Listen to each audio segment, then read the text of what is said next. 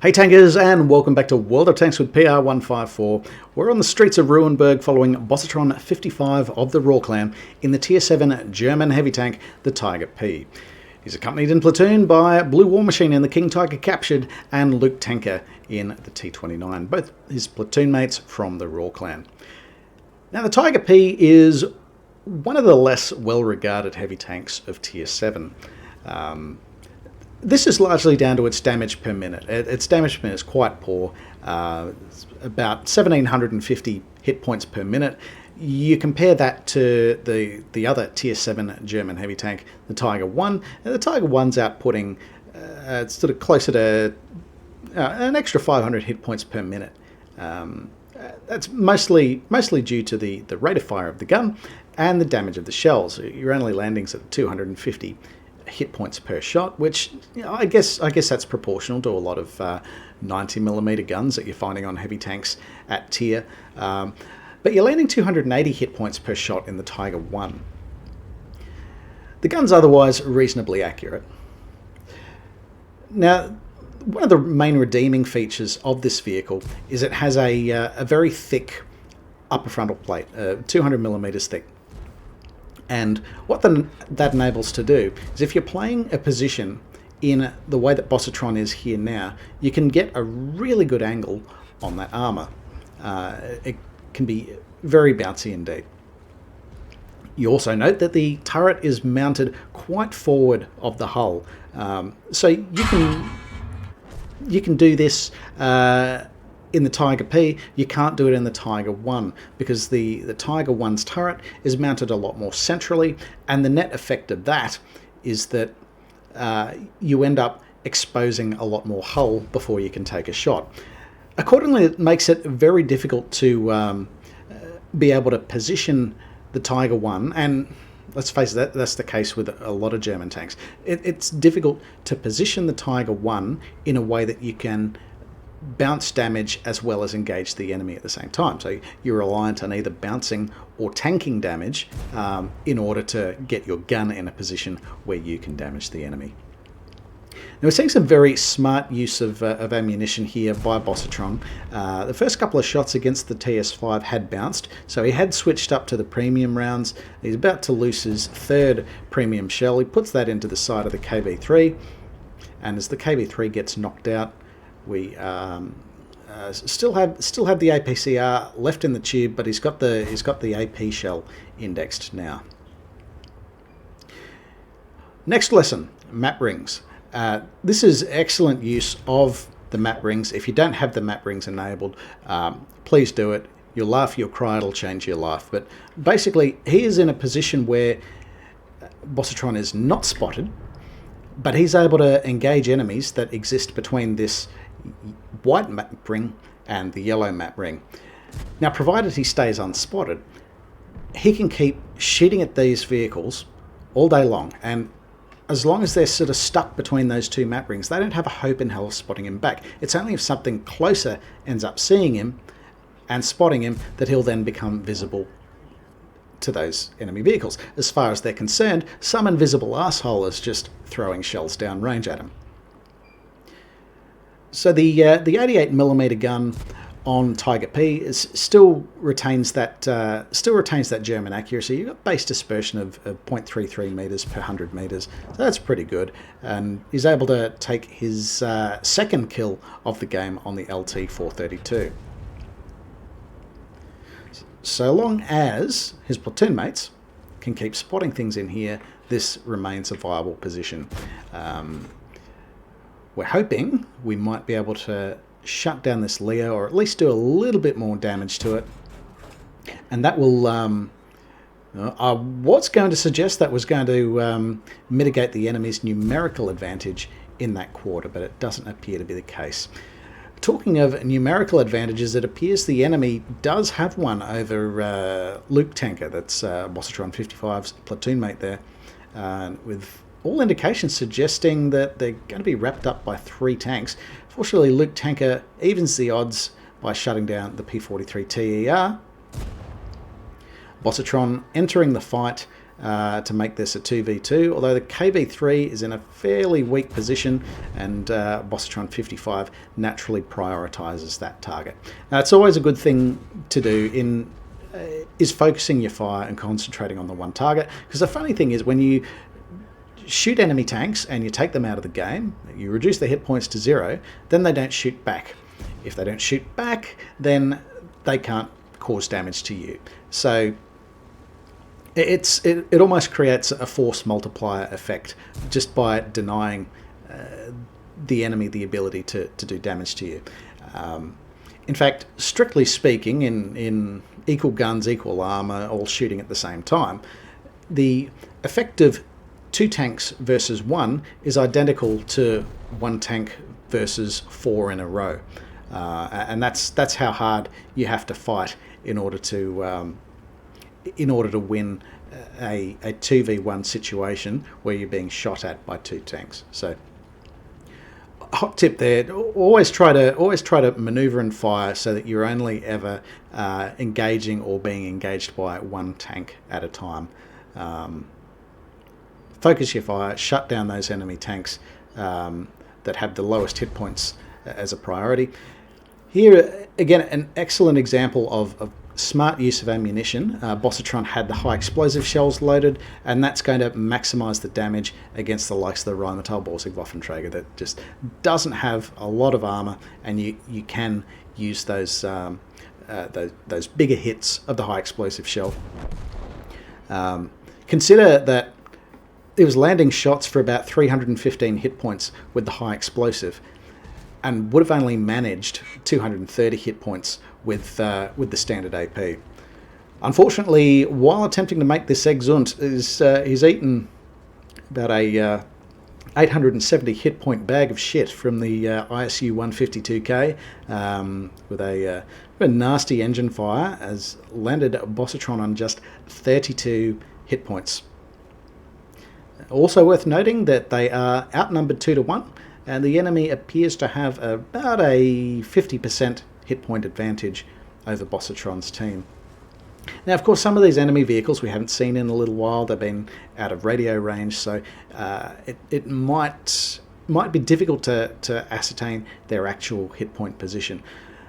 Fortunately, the remaining vehicles are Scorpion G, so has the ability to land 490 hit point alpha bombs and hopefully land a few killing shots that's going to level that score quite quickly. Of course, if the enemy team is pushing in force, there's every chance, I guess, that the Scorpion G will be sort of spotted and snotted. But in this case, the Scorpion G is able to knock out the Emil 1, and we're just 3 tanks left in the field.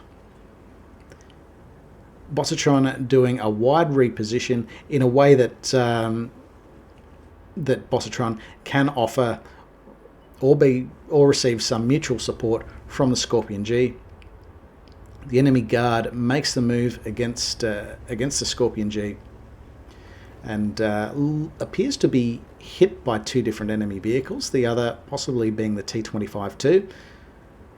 No follow-up shot that we see from the T25-2, which is very helpful for the Scorpion G. ISU 150K appears, and so Bossatron will be moving as far away as possible from that vehicle. The 200mm upper frontal plate working very well for Bossatron there, as they are able to bounce the incoming fire from the T25-2. Very lucky there, because he's at 32 hit points remaining. He's just a stiff breeze and a liqueur chocolate away from a return to the garage.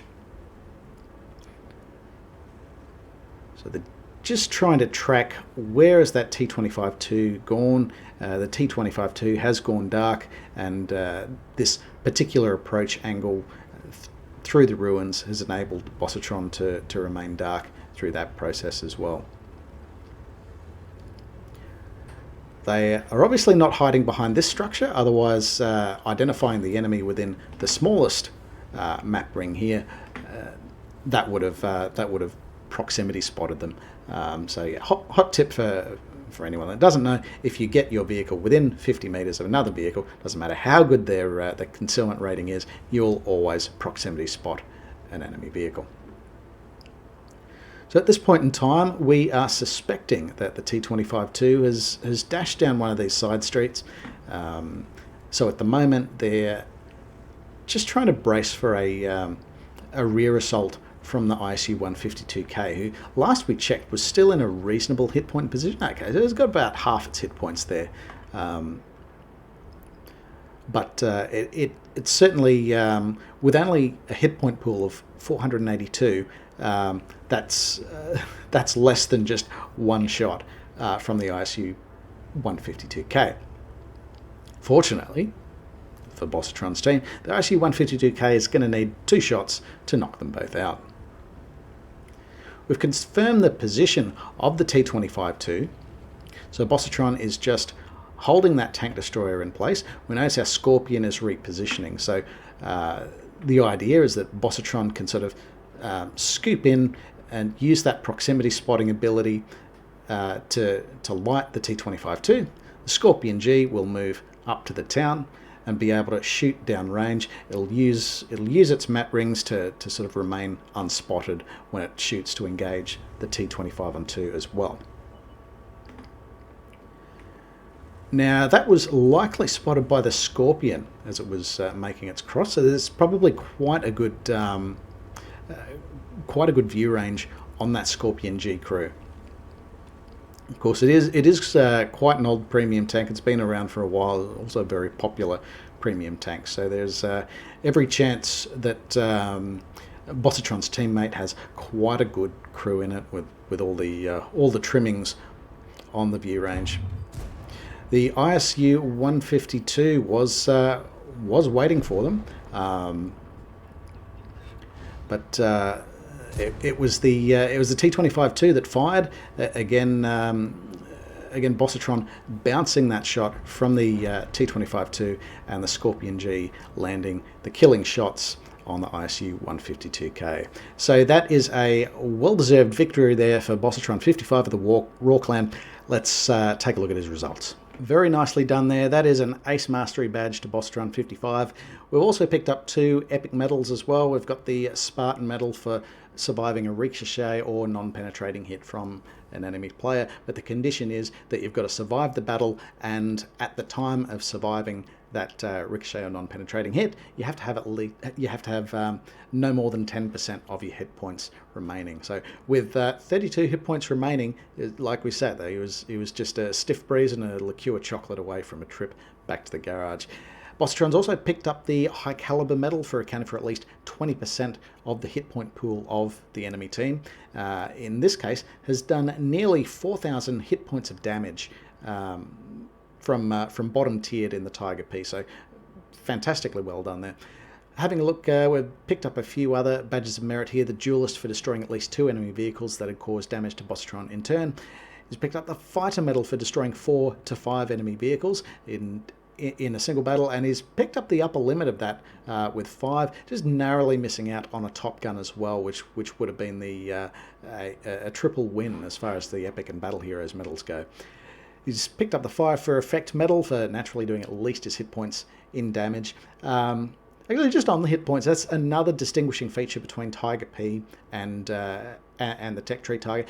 You have a few less hit points with Tiger P.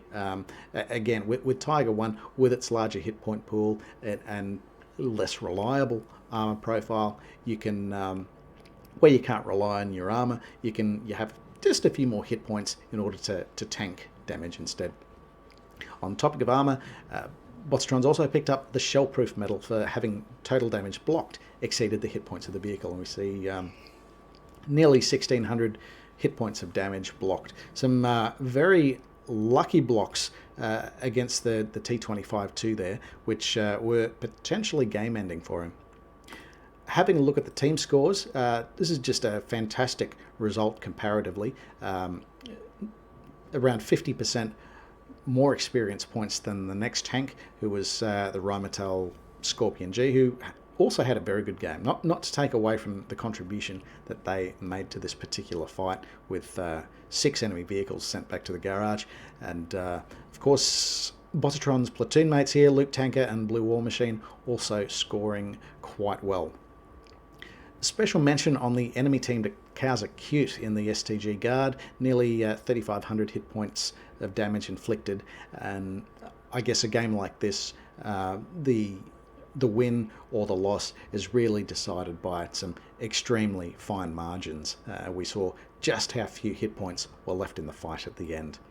Having a look at the financials, on the face of it, it seems like a reasonably profitable game for Bossatron here. Although there was a personal reserves bonus that was active at the time, so once you take that out of the equation, there's probably 16,000 credit profit, which, considering the amount of premium ammunition that needed to be expended in some of those very critical situations, I think you'd be pretty happy with that outcome. Again, this is a game that was really decided at the finest margins of RNG. But still, a fantastic result for Bossatron55 nonetheless. And if you've got a game that you'd like to share with the community through Water Tanks with PR154, please reach out over Discord or any of the links below, and we'll do our best to sort you out. In the meantime, take care out there.